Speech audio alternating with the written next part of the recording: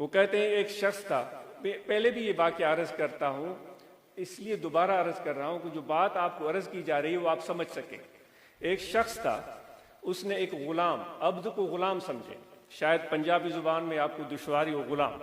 اس نے جا کر بازار سے ایک غلام خریدا، خرید کر گھر لایا۔ یہ سعدی رحمۃ اللہ علیہ غالباً گلستہ میں بیان کرتے ہیں،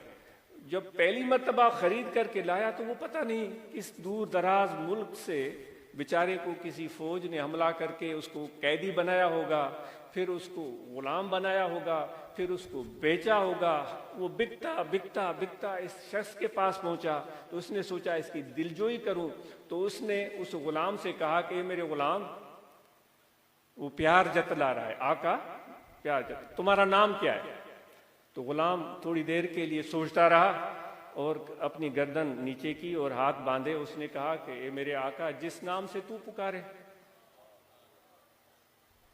تو اس کو تھوڑی تکلیف پہنچی کہ میں اسے پیار کر رہا ہوں اور یہ نام تک نہیں بتا رہا ہے۔ پھر اس نے دوسرا سوال کیا، اے میرے غلام، تمہیں کس رنگ کے کپڑے چاہیے؟ وہ تھوڑی دیر وہ غلام جس کو خرید کر لایا تھا سوچتا رہا۔ اس نے کہا، اے میرے آقا، جس رنگ کے کپڑے آپ کو پسند ہو میرے لیے وہ مجھے قبول۔ اس کو اور تھوڑا غصہ آیا، یہ میرا چند روپیوں کے عوض خرید کر لایا ہوں، میں پیار کر رہا ہوں، یہ سیدھے منہ بات نہیں کر رہا ہے، نام بھی نہیں بتایا، کپڑے کی رنگ کہہ دیتا سفید لباس پسند ہے، کہہ دیتا مجھے لال لباس پسند ہے۔ تیسرا سوال اس نے کیا، اے میرے غلام، تمہیں کس طرح کا کھانا پسند ہے؟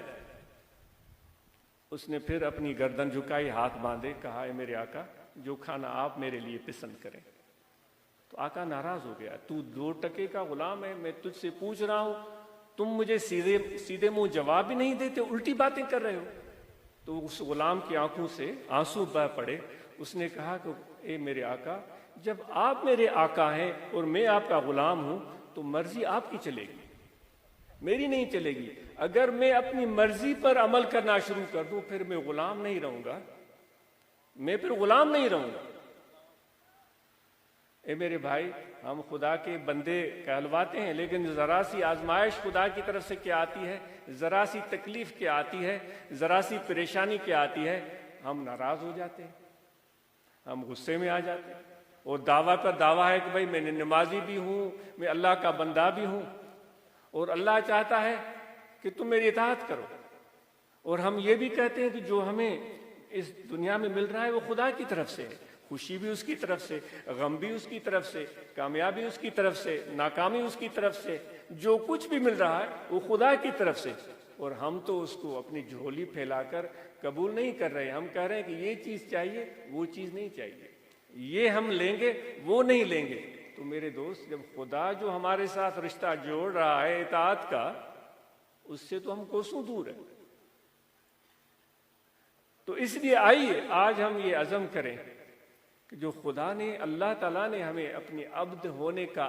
اعزاز بخشا ہے، پھر آگے وہ کہتا ہے، وہ نشانیاں بتاتا ہے، جو میرے جو بندے ہیں وہ سب کے لیے دروازہ کھلا ہے، خدا کی غلامی اختیار کرنے کا سب کے لیے دروازہ کھلا ہے۔ کون اس دروازے کے اندر داخل ہوتا ہے وہ خوش نصیب ہوگا۔ پھر خدا کہتا ہے ان کی نشانیاں کیا ہیں، کہ جو اللہ تعالیٰ فرماتا ہے جو میرے عبد ہیں، جو میرے غلام ہیں، ان کے اندر عاجزی ہوتی ہے، ان کے اندر عاجزی ہوتی ہے۔ جب زمین پر چلتے ہیں تو جھک کر چلتے ہیں، اکڑ کر نہیں چلتے، یمشون علی الارض ہونا، جھک کر چلتے ہیں۔ اور وَإِذَا خَاطَبَهُمُ الْجَاهِلُونَ، اگر کوئی ان کو برا بھلا کہے، کوئی ان کو گالیاں بکے، کوئی ان کو تکلیف دے، کوئی ان کو پریشانی پہنچائے، تو وہ سلام کر کے گزر جاتے ہیں، ان کے ساتھ وہ لڑائی نہیں کرتے، ان کے ساتھ وہ الجھتے نہیں، ان کی وہ ٹانگ نہیں کھینچتے۔ اللہ تعالیٰ فرماتا ہے یہ ہیں میرے غلام، یہ ہیں ان کی نشانیاں، یہ ہیں ان کی علامتیں۔ اگر ہم اور آپ یاد رکھیں، یہ چیز اہم ہے، ہم اور آپ خدا کی عبدیت کا توق اپنے گردن میں نہیں ڈالتے، توق پرانے زمانے میں وہی غلاموں کو ایک گردن میں ڈالا جاتا تھا جو علامت ہوتی تھی کہ یہ غلام ہے، ایک کسی لکڑی کا یا کسی چیز کا ایک توق ان میں ڈالا جاتا تھا، یا کپڑا ہوگا تو یہ غلام۔ اگر اللہ تعالیٰ کی عبدیت کا توق اگر ہم گلے میں نہیں ڈالتے اور اپنی فخر اور انا کو ہم قائم رکھتے ہیں، جس میں ہم بڑے مشہور ہیں، اپنے فخر اور انا کو ہم قائم نہیں رکھتے اور عبدیت کی حقیقت کو سمجھ ہی نہیں پاتے، سجدوں پر سجدے بھی کیے، رکوع پر رکوع بھی کیے، عبادتوں پر عبادتیں بھی کیے، لیکن سمجھ میں نہیں آئی بات تو یہ سمجھ نہیں آئی کہ خدا کے عبدیت کو دل سے قبول کر لیتے اور اس کی غلامی کو ہم سمجھ پاتے، وہ چیز ہمیں سمجھ نہیں آئی۔ اس لیے ہم ایسے ہی اکڑ کر چلتے رہے، انا پرست بنے رہے، خوددار، اور اپنی پرائیڈ پر ہم فخر کرتے رہے کہ میں چودھری، میں وڈیرا، میں یہ، میں وہ۔ تو پھر ایک دن ایسا آئے گا کہ کسی نالائق شخص کے خدمت میں ہمیں اپنی وہ انا قدموں میں ڈالنی پڑے گی، کسی نالائق شخص کے، کسی ایسی جگہ پر جو اس قابل ہی نہیں کہ تم اپنی انا کو وہاں قربان کرو، تم اپنے آپ کو اس کے حوالے کر دو۔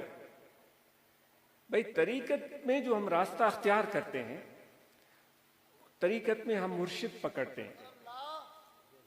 اس کو رہنما بناتے ہیں اور اس کے نقش قدم پر چلتے ہیں، در حقیقت یہ ہم اپنی پرائیڈ، اپنا فخر، اپنی انا اس پر قربان کرتے ہیں۔ اس لیے کہا جاتا ہے